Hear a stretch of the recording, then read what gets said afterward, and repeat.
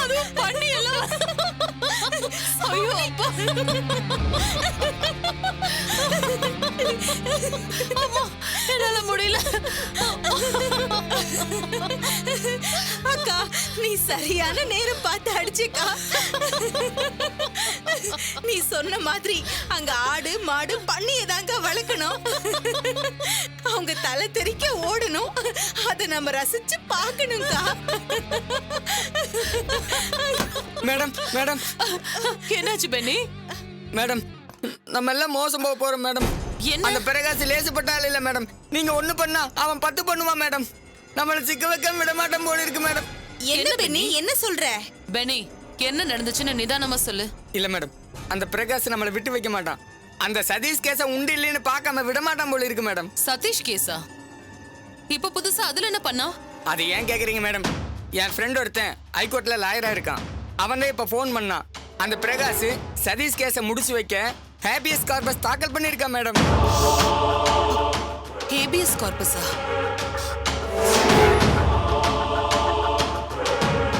அக்கா என்னக்கா ஆச்சு? ஹேபியஸ் கார்பஸ்னா என்ன? நீ எதுக்கு இப்படி பயப்படுற? என்னவோ காரு பஸ்ங்கிற மாதிரி இருக்கு. வாய் மூடுறி. இது நீ நினைக்கிற மாதிரி விளையாட்டு சமாச்சாரம் இல்ல. ஆட்கொணர்வு மண்ணுடி. கோர்ட் மூலமா போலீஸுக்கு ஆர்டர் போகும். இதுல யாரும் தலையிட முடியாது. அவன் முடிச்சு வச்சுட்டானே மேடம்.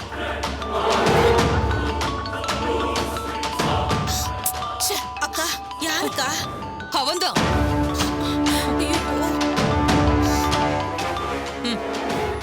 காயத்ரி, டேய் போன் லவுட் ஸ்பீக்கர்ல போடு.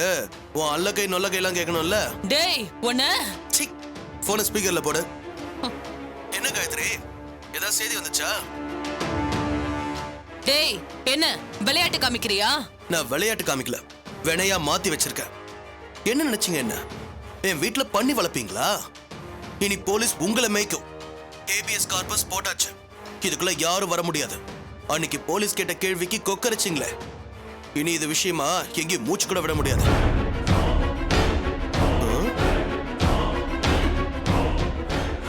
ஆட்கொணர்வு மனுனா சும்மா இல்ல.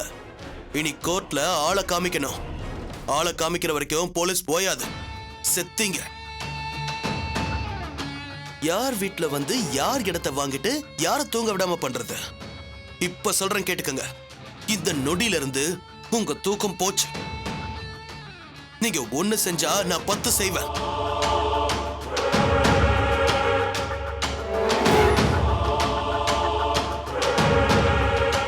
என்ன பேச்சு மூச்சை காணோம்?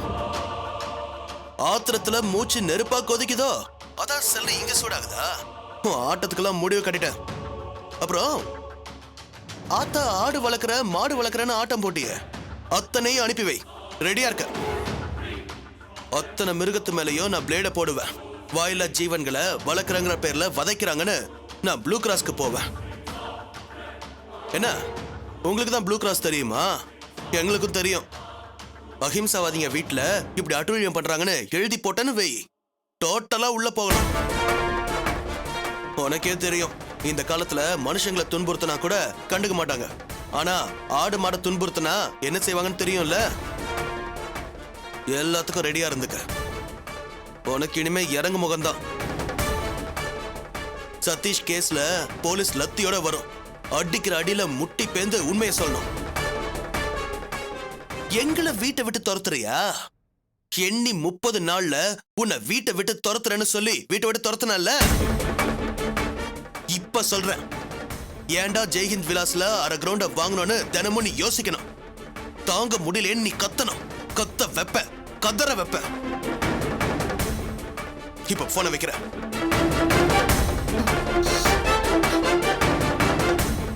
அக்கா மேடம் என்ன மேடம் அவன் இப்படி பேசுறான்? இவன் பேசுறத பார்த்தா நம்ம கூண்டோட உள்ள போகணும் போல இருக்கு மேடம். ஐயோ கடவுளே, நான் வேற உங்க பேச்சு கேட்டு அந்த சதீஷ் அடிச்சு தூக்கிட்டேன். அது சாதாரண கேஸ் முடிஞ்சு போச்சுன்னு நினைச்சேன். இப்போ முதலுக்கே மோசம் போக போகுது மேடம். ஏதாவது யோசிங்க மேடம். வாய மூடு. நானே பதட்டத்துல இருக்கேன். போயா.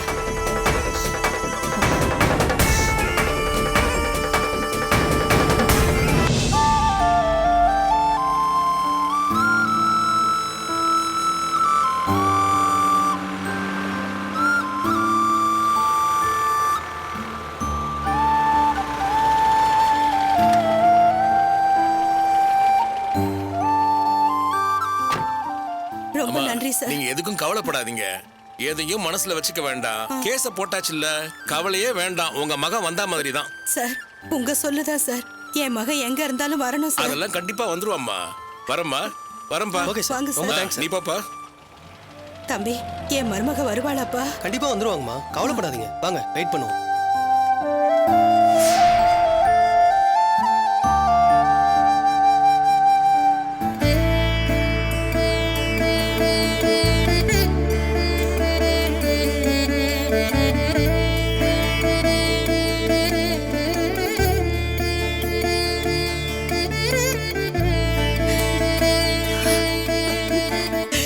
சங்கீதா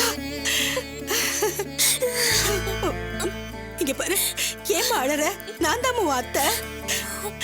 என்ன ஆசீர்வாதம் பண்ணுங்க. உனக்கு என்னம்மா, நீ 100 வருஷம் நல்லா இருப்ப. ஏம்மா அழற? இல்லத்த, சதீஷ் இல்லாம. அட என்னம்மா நீ, நானே தைரியமா இருக்கேன். சின்ன பொண்ணு நீ எழுதுகிட்டு இருக்க. கவலைப்படாதம்மா. அவருக்கு ஏதாவது ஒண்ணு ஆச்சுன்னா நான் உயிரோடவே இருக்க மாட்டேன். சங்கீதா, எத்தனை தடவை சொல்றது? அப்படி பேசாதானே. திட்டாதப்பா. மனச விடாத சங்கீதா. என் பிள்ளைக்கு ஒண்ணு ஆகாது. வக்கீல் சார் சொல்லிட்டு போயிருக்காரு. அதுக்கும் மேல ஊர்ல இருந்து கிளம்பும் போது ஜோசியரை பார்த்துட்டு தான் வந்தேன். உன் மகனுக்கு ஆயுசு கெட்டி 100 வயசு வரைக்கும் அவன் நல்லா இருப்பான்னு ஜோசியர் சொன்னாரு. அப்படி இருக்கிறப்ப நீ எதுக்கு அழற?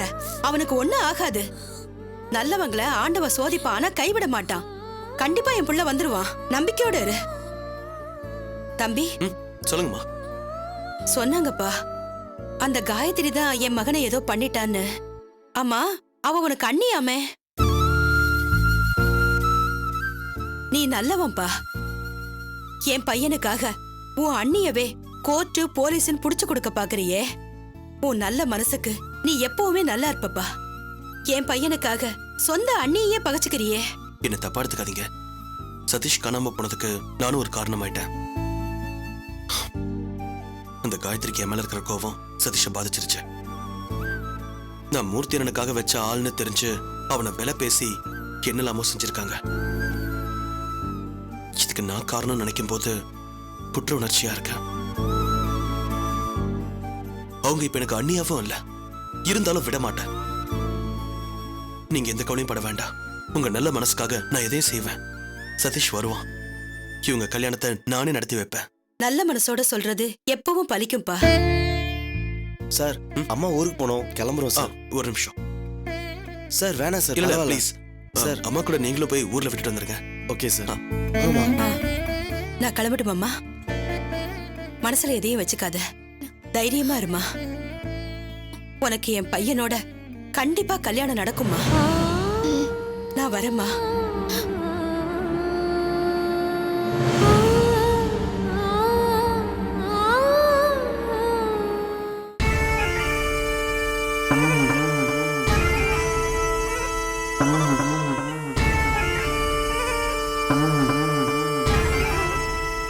ஆமாமா, நான் கிளம்பிட்டேன். டெல்லி விஷயம் என்ன சும்மாவா? நான் இல்லாம இப்ப எதுவும் பேசுறது இல்ல. சரி, நான் அப்புறமா கூப்பிடுறேன். வணக்கம் சார். உட்காருமா.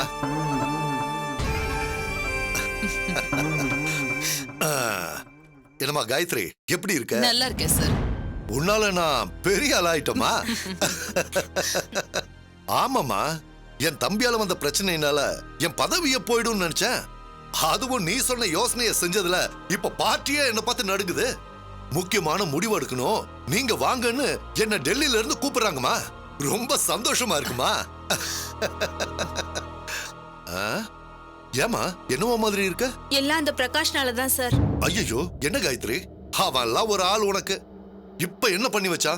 அவனை அன்னைக்கே முடிச்சிருக்கணும். சார், எனக்கு நீங்க ஒரு உதவி செய்ய முடியுமா? நமக்குள்ள சம்பிரதாய பேச்செல்லாம் வேணாம். என்ன செய்யணும்னு சொல்லு. ரொம்ப நன்றி சார்.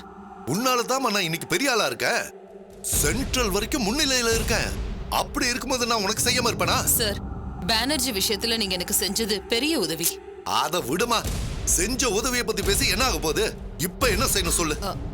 சார், அவன் என்ன நிம்மதி இல்லாம பண்ணிட்டு இருக்கான்.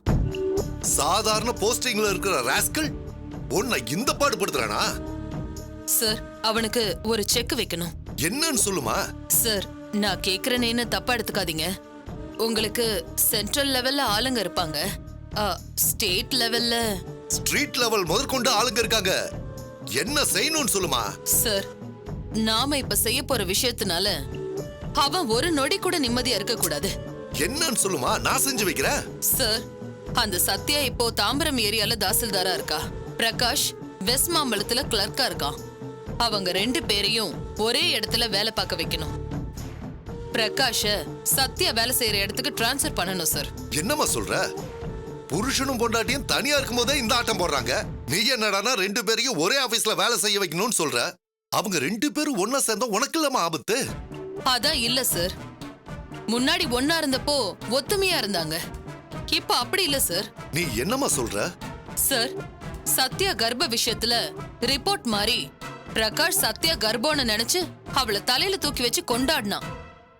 அது எப்ப பொய்ன்னு தெரிஞ்சதோ அப்பவே அவளை தூக்கி கீழே வீசிட்டான். அதுவும் சத்யா வேணும்னே பொய் சொல்லிட்டான்னு அவ மேல பெரிய கடுப்புல இருக்கான். அவங்களுக்குள்ள பெரிய கோல்டு வாரே போயிட்டு இருக்கு சார். இது எல்லாத்துக்கும் மேல அந்த பிரகாஷ் ஒரு மேல் ஷாவனிஸ்ட். இப்பதான் அவனுக்குள்ள இருக்கிற மிருகம் வெளியில வந்திருக்கு. வீட்ல பார்க்க பிடிக்காத பொண்டாட்டிய அவன் தினம் தினம் ஆபீஸ்லயும் பார்க்கணும். அவன் சாதாரண கிளர்க்கா அவ சொல்ற வேலைய செய்யணும். சத்யா கேஷுவலா ஒரு வேலையை செய்ய சொன்னாலே அவன் நம்மள பழி வாங்குறான்னு நினைக்கணும். நொடிக்கு நொடி அவன் நரகத்தை அனுபவிக்கணும். இதுதான் சார் எனக்கு வேணும். உன்னை நினைச்சா எனக்கு பெருமையா இருக்குமா. எப்ப கம்பால் அடிக்கிறது எப்ப கருத்தால் அடிக்கிறதுன்னு தெரிஞ்சு வச்சிருக்கமா. ஒன்ன மாதிரி ஒரு ஆளு யோசனை சொல்ல எனக்கு பக்கத்துல இருக்கிறது ஒரு பலம். நீ கவலையே படாத.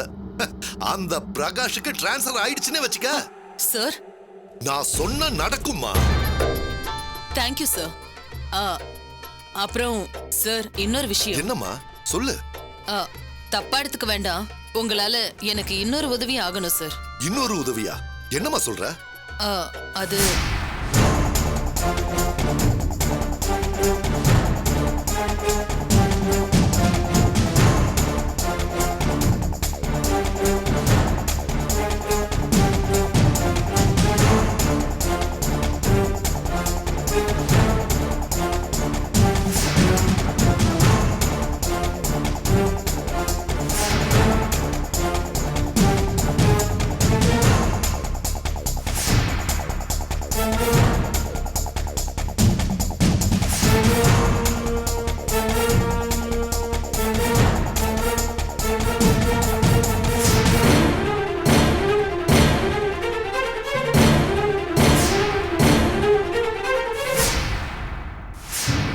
அக்கா, மினிஸ்டர் மூலமா அவங்க 2 பேரையும் ஒரே ஆபீஸ்ல வேலை பார்க்க வைக்க போறேன். சூப்பர்க்கா. இனிமே தாண்டி நாம நினைச்சதெல்லாம் நடக்க போகுது. மேடம், ரிஜிஸ்டர் ஆஃபீஸ்ல பதிவு பண்ண டாக்குமெண்ட் வந்துருச்சுன்னு ஃபோன் பண்ணாங்க. போய் வாங்கிட்டு வந்தாங்க மேடம்.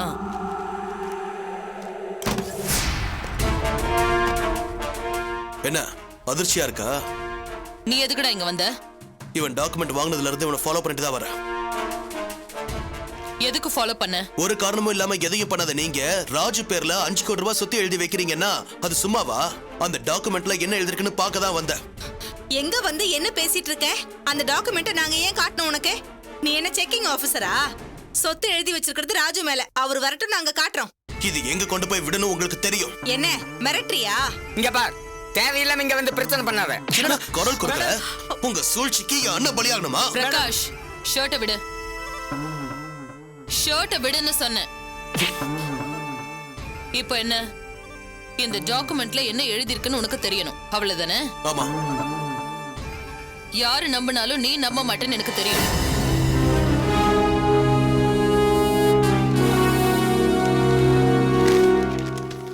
எந்தா, நல்லா படிச்சு பாத்துக்கோ.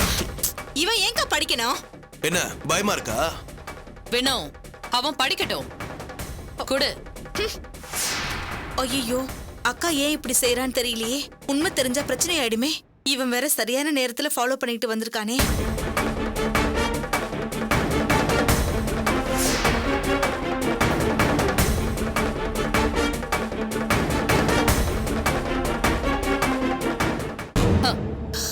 நீ எத்தனை தடவை படிச்சாலும் அதுல ஒன்னே ஒண்ணுதான் இருக்கும். ஏதோ தப்பு பண்ணிருப்பாங்க, கையும் களவுமா புடிச்சு நிரூபிச்சிடலான்னு நெஞ்ச நிமித்திட்டு வந்திருப்ப. இப்ப தெரிஞ்சிருக்குமே. படிச்சல சொல்லு, ஏதாவது தப்பு இருக்கா? இருக்காது. நான் நல்ல மனசோட தான் 5 கோடி ரூபாய் சொத்தை ராஜுவுக்கு எழுதி வச்சேன். என்ன இவ அதையே சொல்ற, அவனும் கேட்டுட்டு அமைதியா இருக்கான். அப்ப சொத்தை அக்கா எழுதி வச்சிட்டாளா?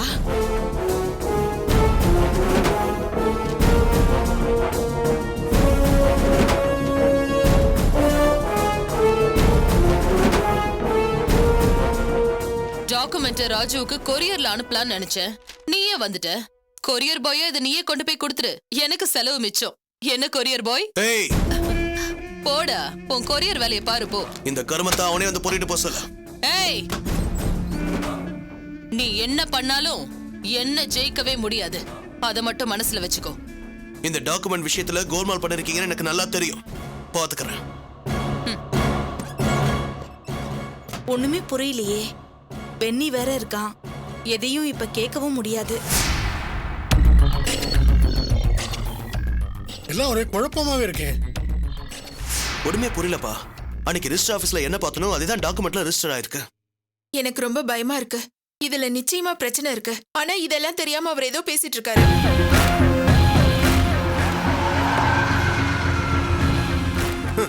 வேற யாரு? இவன் தான்.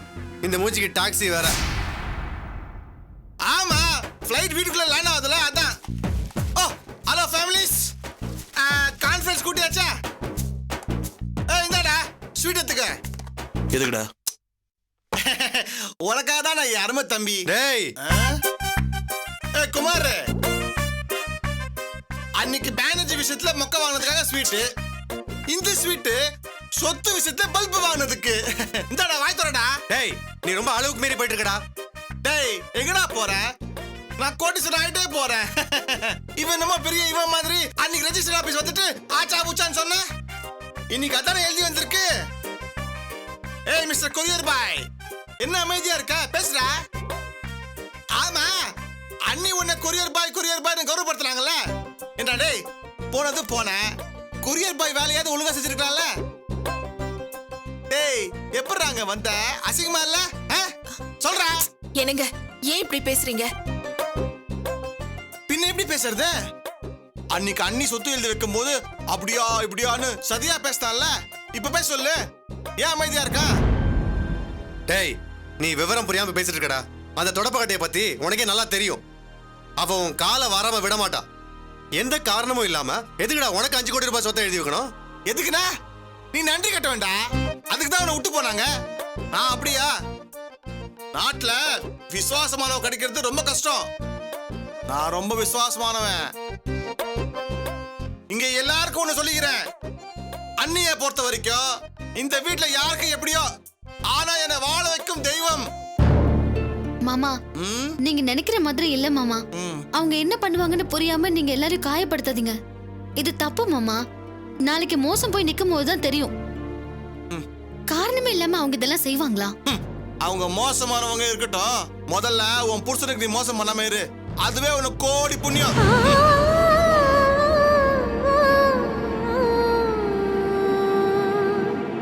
டேய் ராஜு, சத்யா சொல்றது 100க்கு 100 உண்மைடா. காயத்ரி இந்த வீட்ல இருந்து பண்ண சதையெல்லாம் நீ மறந்துட்டியா? ஆமாண்டா, காயத்ரி எதுக்கு துணிஞ்சவ? எதையும் காரணம் இல்லாம செய்ய மாட்டா. வேண்டாங்க, இதெல்லாம் எங்க போய் முடியும்னே தெரியல. என்னடி நீ? இவங்க தான் பைத்தியக்காரத்தனமா வளர்றாங்கன்னா நீ உங்களோட சேர்ந்து பின்பாடு பாடுறியா? திலகா, அண்ணி இந்த பிச்சைக்கார வீட்டு விட்டு போனாங்க. இப்போ கோட்டீஸ்வரியா இருக்காங்க. அவங்களுக்கு விசுவாசமா நான் இருக்கேன். அதனால்தான் மச்சனை நல்லா வரணும்னு சொத்து எழுதி வச்சிருக்காங்க. இதுல என்ன சதி இருக்கு சொல்லு? என் மேல நம்பிக்கை இருக்குதானே இப்படி செஞ்சிருக்காங்க. இதுல எங்க சதி இருக்கு நீயே சொல்லு. வரிக்கு வரி டாக்குமெண்ட் படிச்சது இவன் தானே. சொல்லு. முழிக்கிறான் பாரு முழியாங்கண்ண.